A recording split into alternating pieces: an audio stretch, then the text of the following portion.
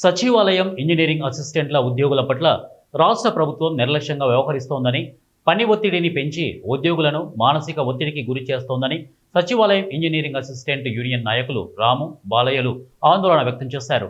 కర్నూలు నగరంలోని జిల్లా పరిషత్తులో ఉన్న ఎస్ఈ కార్యాలయంలో సచివాలయం ఇంజనీరింగ్ అసిస్టెంట్ల బదిలీల ప్రక్రియ అధికారులు నిబంధనలకు విరుద్ధంగా చేపడుతుండగా ఇంజనీరింగ్ అసిస్టెంట్ యూనియన్ నాయకులు కలగజేసుకుని బదిలీల ప్రక్రియ పారదర్శకంగా కొనసాగించాలని అధికారులను నిలదీయడంతో బదిలీల ప్రక్రియ సక్రమంగా కొనసాగించారని యూనియన్ నాయకులు తెలిపారు.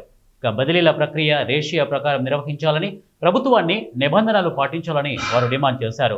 వన్ ఇంజనీర్ వన్ డిపార్ట్మెంట్ మాదిరిగా తమను గుర్తించి పదోన్నతులు కల్పించాలని వారు తెలిపారు. చేయాలంటే ఈ రేషనలైజేషన్ ప్రాసెస్ అనేది జరగాలి. First of all rationalisation process జరగాలంటే మేము ఫస్ట్ ఏమన్నామంటే మా ఇంజనీరింగ్ అసిస్టెంట్స్ దగ్గర స్టేట్ వైడ్గా 8,000 మంది ఉన్నాం, 8,000 చిల్లర మంది ఉన్నాం.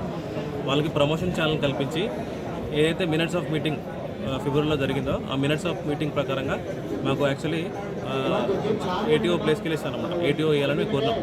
కానీ ఏం రేషనలైజేషన్ ప్రాసెస్ జరగకుండానే మేము అడిగిన డిమాండ్స్ని ఇవ్వకుండానే జేటీఓ రీటెజిగ్నేట్ చేయకుండానే ఈ రేషనలైజేషన్ ప్రాసెస్ స్టార్ట్ చేశారు.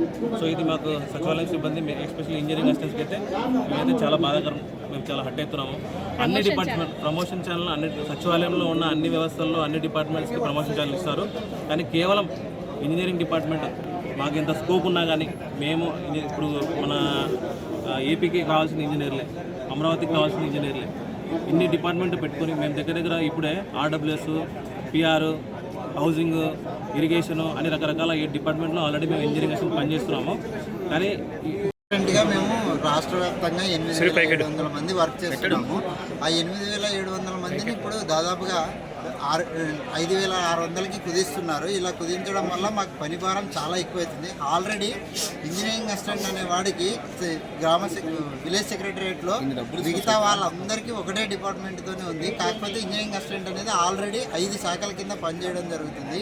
5 శాఖలు కూడా డిఫరెంట్గా వర్క్ చేస్తున్నాము. అదేంటంటే పంచాయతీరాజ్ ఇంజనీరింగ్ డిపార్ట్మెంట్ కింద రోడ్లు కానీ బిల్డింగ్స్ కానీ ఇవి చేస్తున్నాము. ఆర్డబ్ల్యూఎస్ ఇంజనీరింగ్ కింద పైప్ లైన్లు, వాటర్ రిసోర్స్ వర్క్స్ ఇవన్నీ చేస్తున్నాము. హౌసింగ్ డిపార్ట్మెంట్ కింద మా ప్రభుత్వం ఏదైతే ప్రెస్టీజియస్గా తీసుకున్నదో గృహ నిర్మాణాలు వాటి గురించి చేస్తున్నాము. తర్వాత గత ప్రభుత్వంలో నాడు నేడు అని ఒకటి తీసుకొచ్చింది. ఈ ప్రభుత్వంలో మనబడి మన బాధ్యత అనే అది separate department, school education department కింద పనిచేస్తున్నాం. వీటితో పాటు మండల స్థాయిలో ఎవరైతే మనకి ఎంపీడీఓ గారు ఉన్నారో వాళ్ళు ఇచ్చేటువంటి జనరల్ వర్క్స్ అన్నీ చేస్తూ మరియు బిఎల్ఓ డ్యూటీలు కూడా అదనంగా చేస్తున్నాము. తర్వాత ఇంకా వేరే ఏ సర్వేలు వచ్చినా విలేజ్ వార్డ్ సెక్రటరీ డిపార్ట్మెంట్ నుంచి ఏ సర్వేలు వచ్చినా ప్రతి ఒక్కటి ఇంజనీరింగ్ అసిస్టెంట్ మీదనే భారం పడుతుంది. ఇది ఒక సచివాలయంలో చేసేటప్పుడే మాకు 5-6 డిపార్ట్మెంట్ల నుంచి వర్క్ ఉండేది. ఇప్పుడు క్లస్టర్ విధానం